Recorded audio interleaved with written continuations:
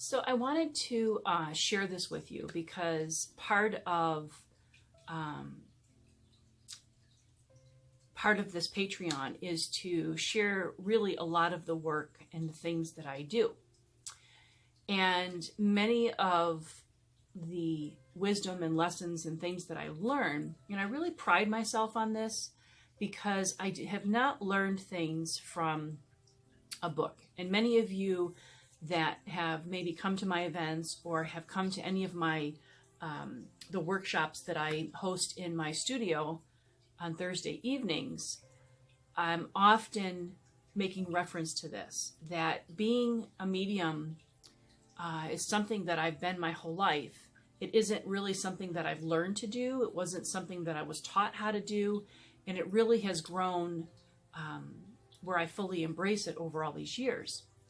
But so much of my own wisdom and knowledge really comes from what spirits and my communications with spirits, whether it's through readings or galleries or my private cases or my paranormal events, communicating with spirits, it all comes from them. They are my teachers. They truly are my teachers. And I wanted to share with you, it's taken me a while because it's still very fresh. So I have spent the morning kind of crying about it, trying to just grasp this. But I had a very powerful reading, and it had everything to do with the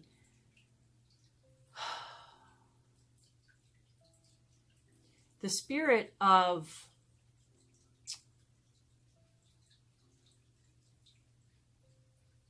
a woman's loss coming in.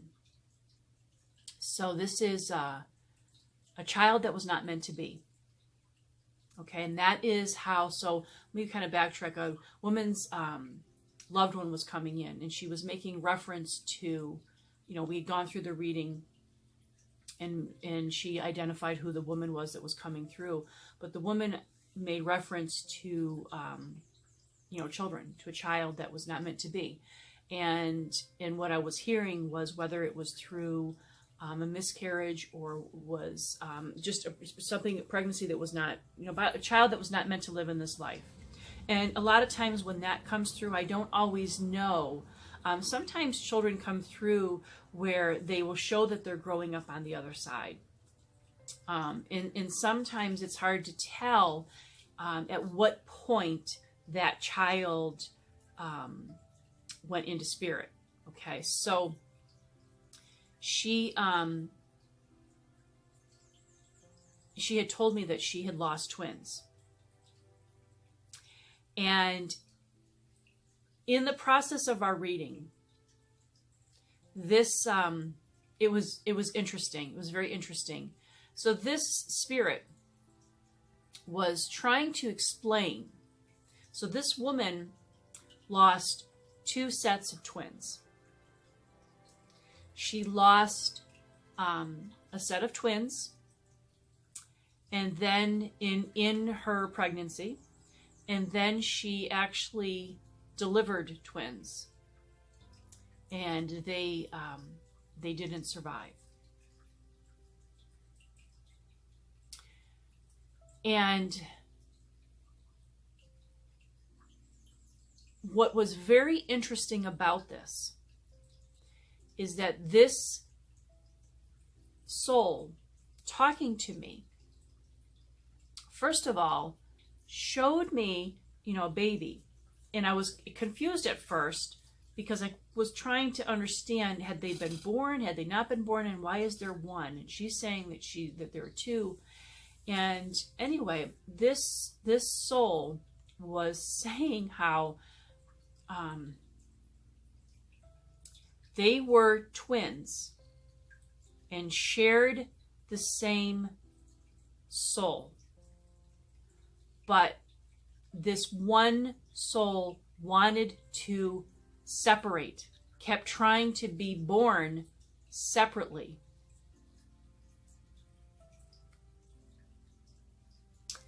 And it wasn't going to happen.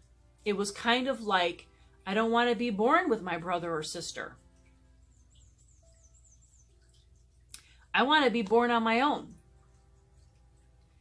And in this soul, it was the same set of twins trying to be born again.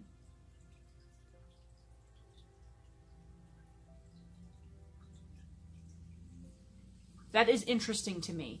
And I think this is the first experience of this thing, of this kind of magnitude of hearing that I wanted to be born separately and it wasn't going to happen. And this soul being at peace, wanting her to know that everything is okay and it had nothing to do with her, that it truly had nothing to do with her. There was nothing that she could have did through her pregnancy. There's nothing that she could have done to prevent that. Basically, this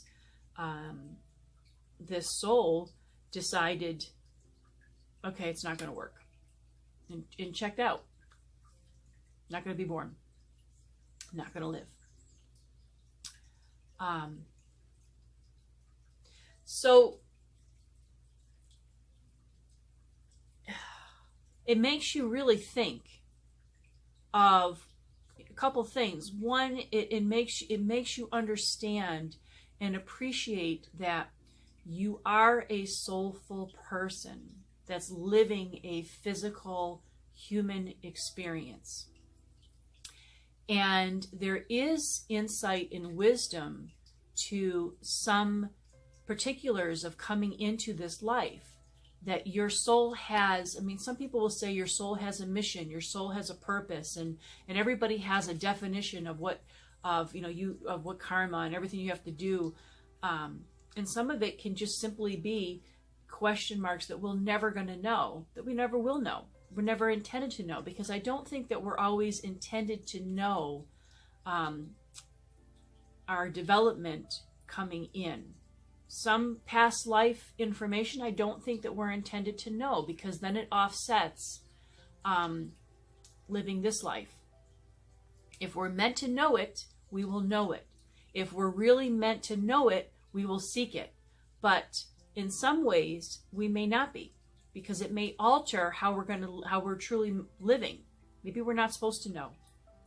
But so on one thing, one aspect of it is that yes, we do have certain things that we're coming into this life to do and achieve and be. But on the other hand, too, it makes you think of soul development. And are there... Okay, so this is what I'm thinking about. We have our DNA, okay? So we have a lot of our DNA in us that goes, in our seemingly our entire family line is in our DNA. And some people might feel that pieces of our soul is connected in all of our family members.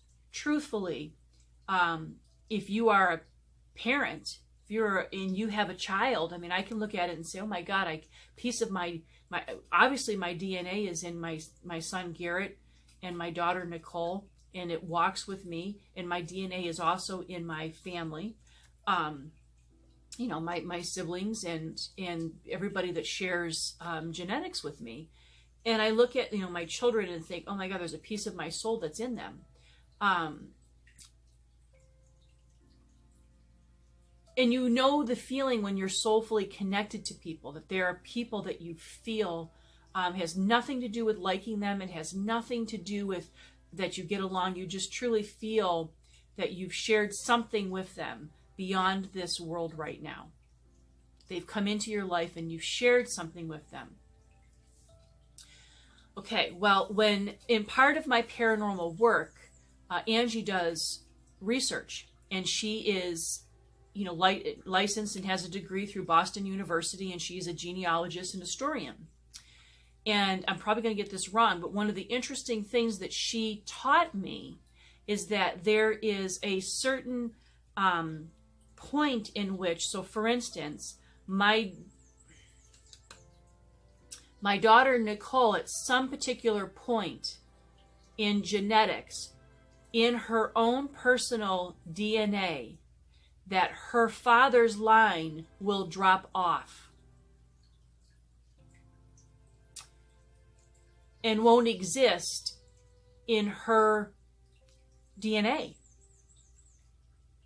I don't remember how many generations back. So then that gets me thinking about how, okay, well, your DNA has nothing to do with your soul. Okay? And so the essence of you has nothing to do with your body. And is it possible that your soul, envision it like the sun, okay?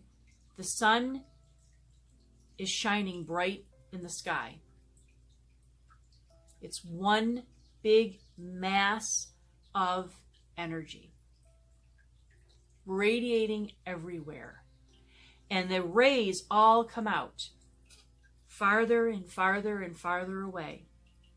Imagine that all these rays are our soul.